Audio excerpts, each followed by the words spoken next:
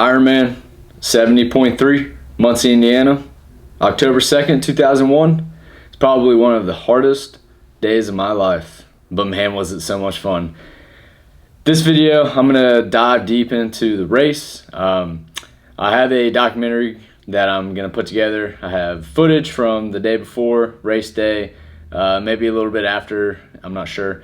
But this video, I'm just going to recap event by event, from the swim to the bike to the run, kind of some things that were going through my mind in each event. I also asked some people for questions on Instagram, and so I have a couple questions that I'm going to answer from them.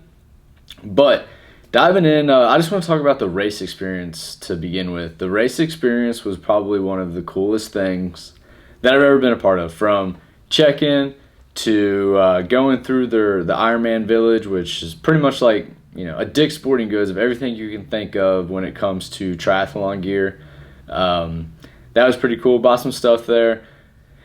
Then moving on to the athlete briefing. So this was at a convention center on Friday, the day before the race. Pretty much told you everything that you can and can't do, what qualifies as penalties, what doesn't qualify as penalty, you know, how to pass people on bikes, just things that I would have never known before the race, which probably was probably a good thing that I went to that. It was mandatory, so obviously you had to go to it, but I learned a lot about, you know, just a triathlon as a whole, and, you know, what to kind of expect the next day. So from there, Friday night, leave. After I've checked in my bike and some of my gear that I left overnight at the transition spots, one thing that was going through my mind that stressed me out that I probably should have thought about before was I was driving everywhere trying to find a spare tire. And one thing that was going through my mind is I knew that my training was there to finish, but I didn't want an equipment malfunction to be the reason why I couldn't finish this race. Unfortunately, I couldn't find a tire for the bike, and so that was one thing that mentally I had to, you know, kind of like a mental hurdle I had to get over. And it was pretty hard, I'm not gonna lie, because I didn't want, like I said, a equipment malfunction to be the reason why I couldn't finish the race. So from there, we were staying about 45 minutes away from the actual race, like where the race started at the lake, and got to the hotel, drank plenty of fluid. I was drinking liquid IV pretty much, I mean, all prep, but very religiously up until race day, like the week before, and made sure that I was getting my fluids in. I stretched. I put on all my gear. So I actually purchased a cycling kit the night before, so I put that on, made sure that it felt comfortable, put it on with my wetsuit, put on my swim cap. I bought like earplugs, swimming earplugs. Just, you know, I hate when water gets in my ear, and that was the last thing that I wanted to deal with on a swim. So I just put everything on, made sure that everything fit right. My cycling shoes felt good, and from there I packed my bags. So to the transition spot, I had kind of like a little cubby to where my bike sat, and then you put your stuff on the ground, and you know, nobody really touched your stuff, so you felt good. It was all numbered with your race number. So in my swim bag, I had obviously my wetsuit because the water was cold enough to wear a wetsuit. Then we had the swim cap, the goggles, and the earplugs. So that was in my swim bag.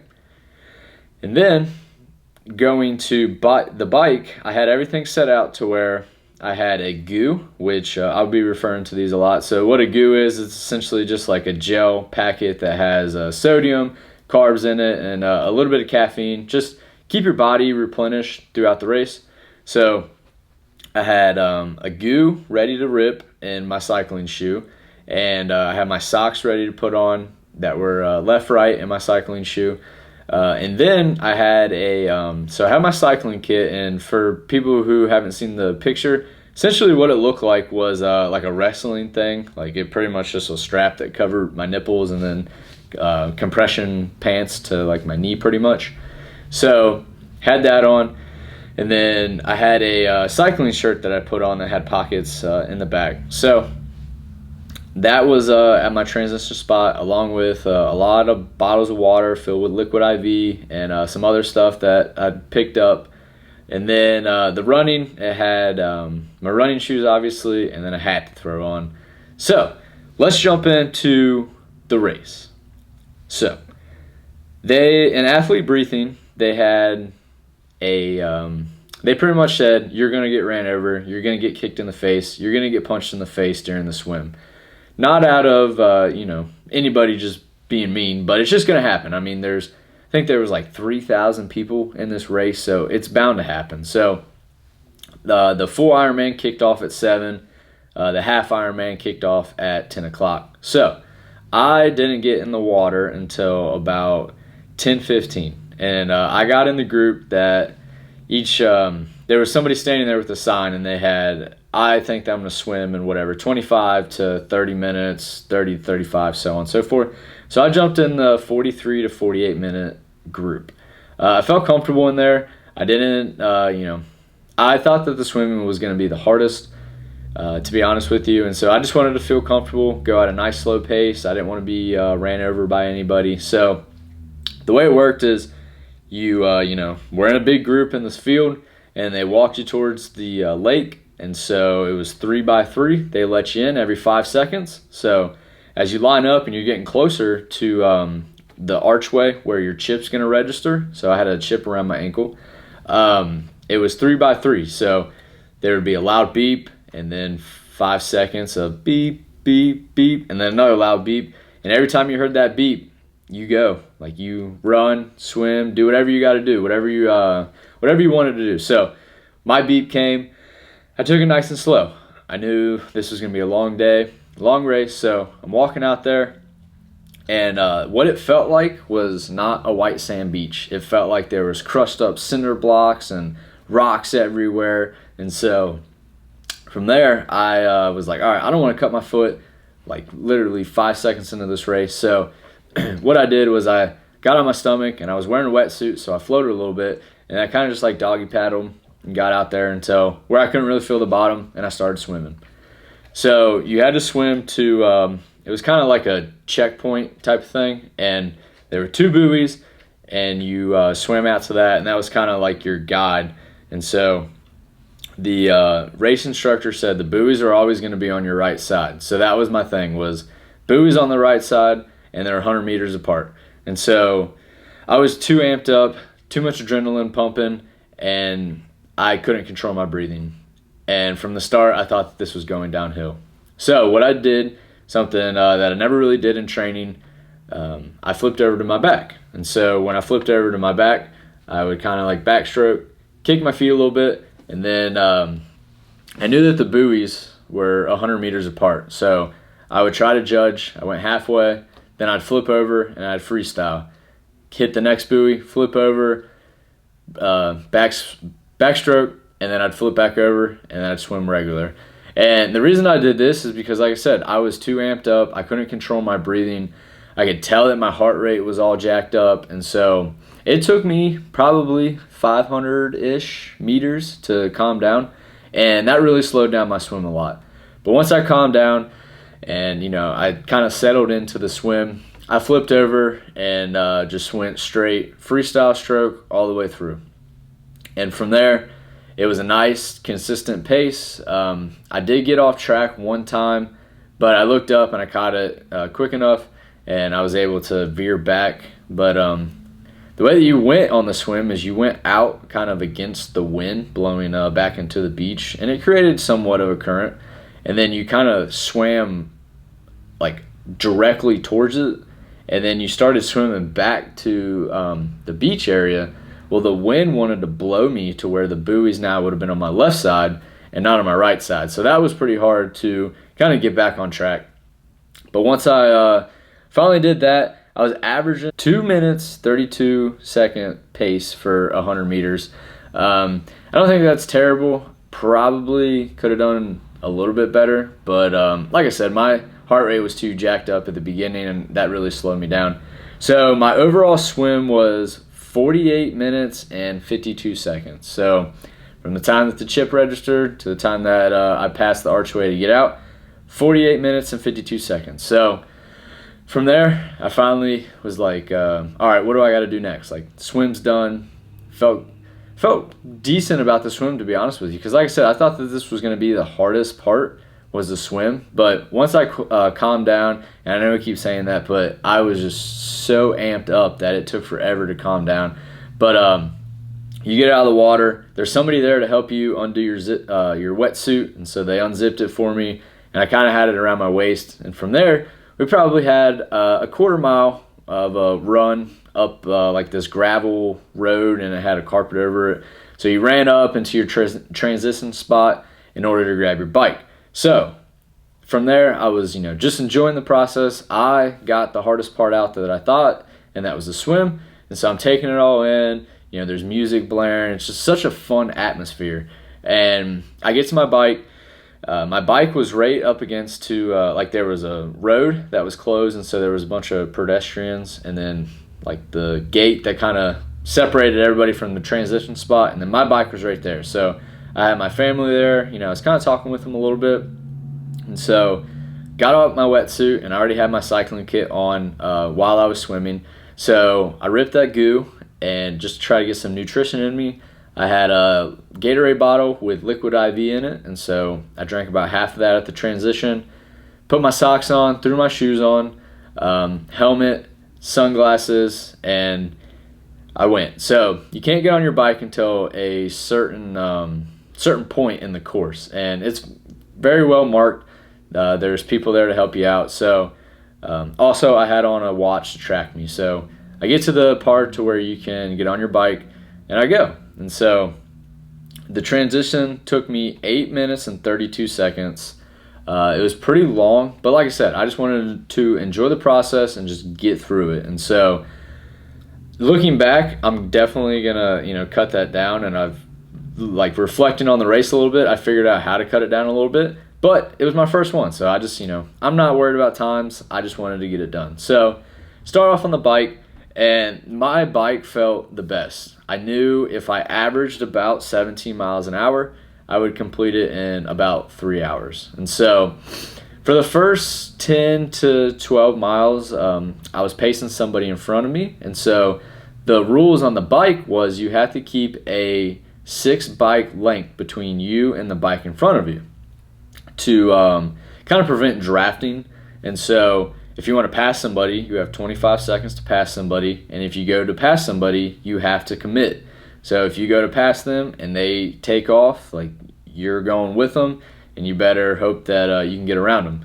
And I did notice that there were some times to where, people weren't, if you're going to get past, you were going to get past. There was 3,000 people there. You're pretty much racing against yourself unless you're top dog, and then you kind of worry about the other competitors. But from there, people were, relaxed about it. They would kind of let back if they saw people pass.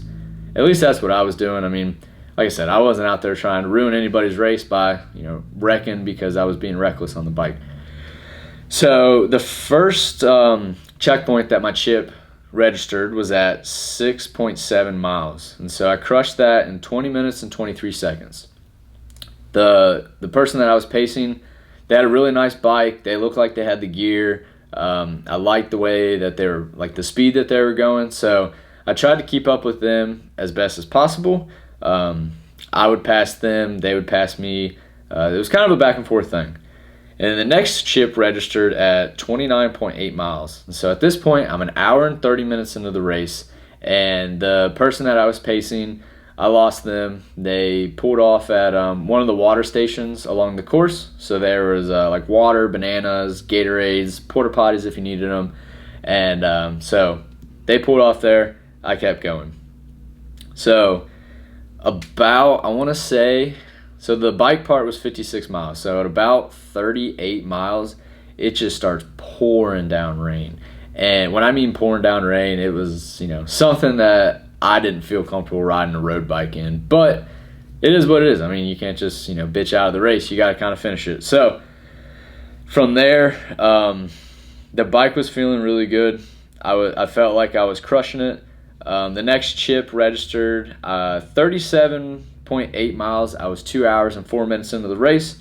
And then eventually finished the 56-mile bike ride at 3 hours, 9 minutes. And so the bike, like I said before, the bike was my best event in the race. I felt really good.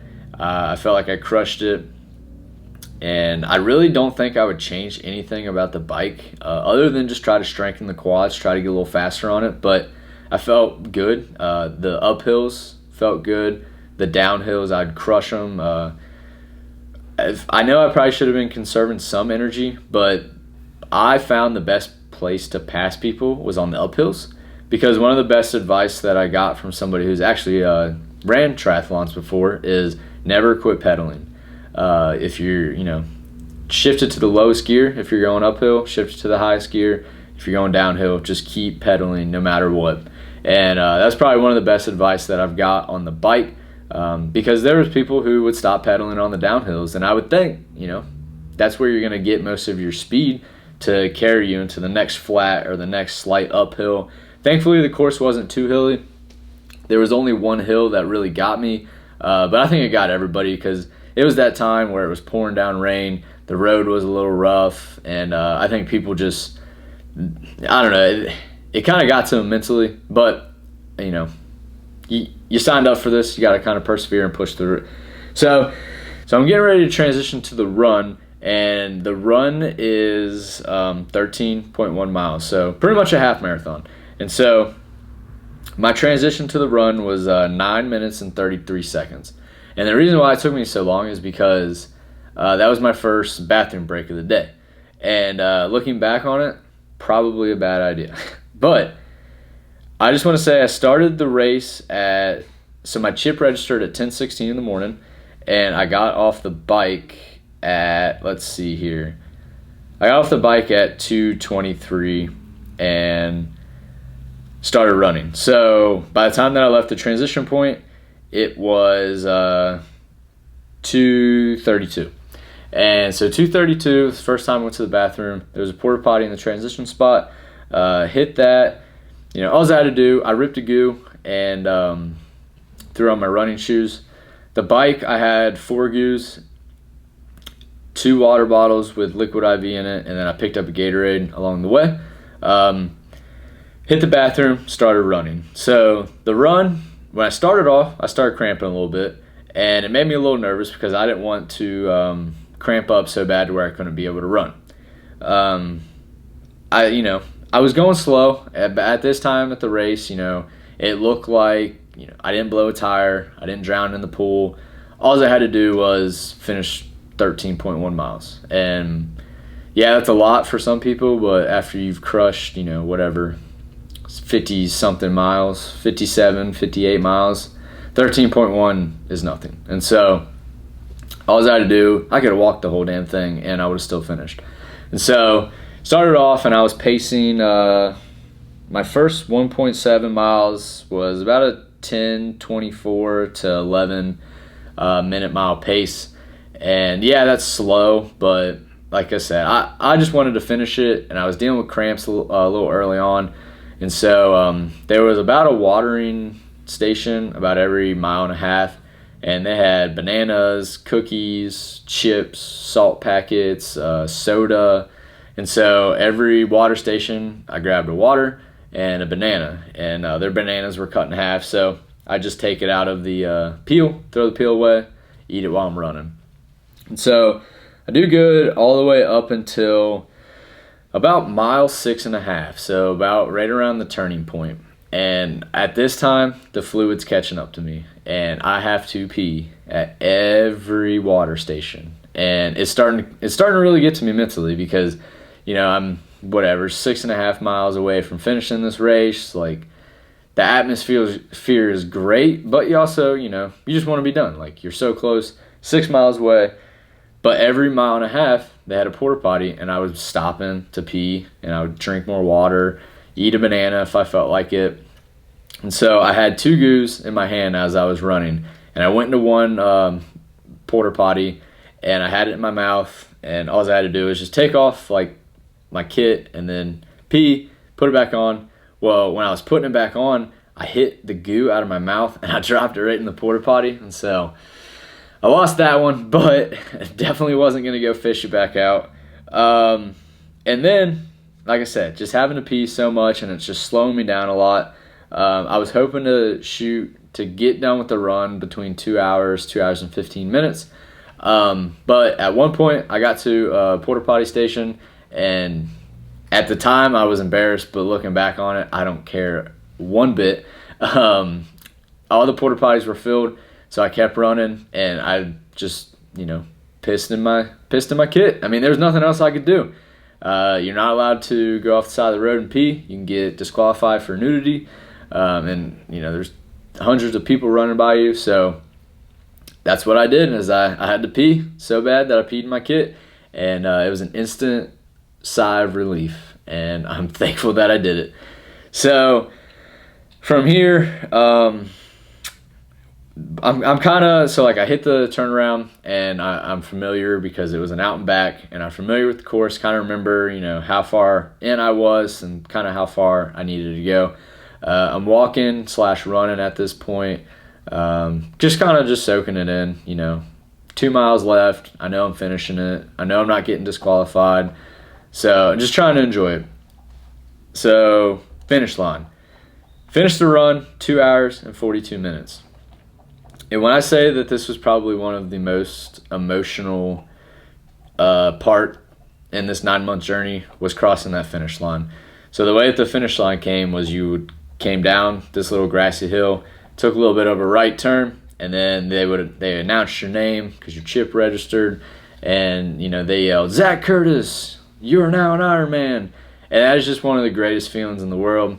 Running across the finish line, having your family there cheering you on, just knowing that this crazy idea, you put your mind to it, you worked your ass off, you put in the miles, the hours, and it's finally paid off. To cross that finish line and grab this medal, one of the coolest experiences of my life, and I'm definitely going to do it again. Like, it wasn't even 3 hours after the race finished, I was already looking at where the next race was. And so total time 6 hours 58 minutes. I'm an Ironman, and it felt great. And so a couple of the questions that I got asked on Instagram, if you're still watching, I appreciate it. Please subscribe to the channel, like this video, and I really appreciate it. Definitely more Ironmans in the future, so I'm gonna keep doing it. But a couple questions that I got off Instagram was how long did it take me to recover, and kind of what did I do to recover? And so I'm surprised. The race was 4 days ago, and I hurt my knee a little bit in the bike, but I think it was just overworked. I'm not sore at all. My muscles are not sore.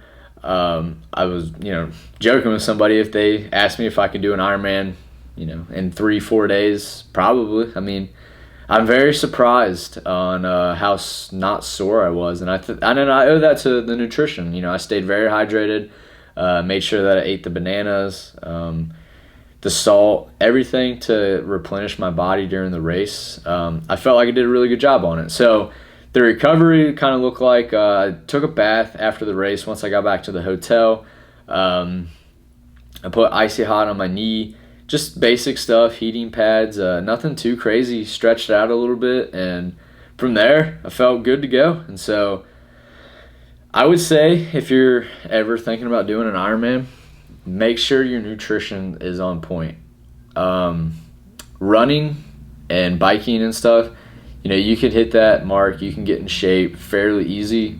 You're the only one who controls your nutrition. The rain doesn't control it, the snow doesn't control it.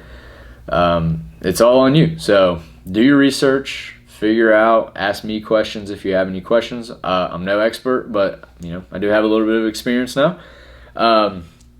And then after the race, crushed. Actually, it was weird.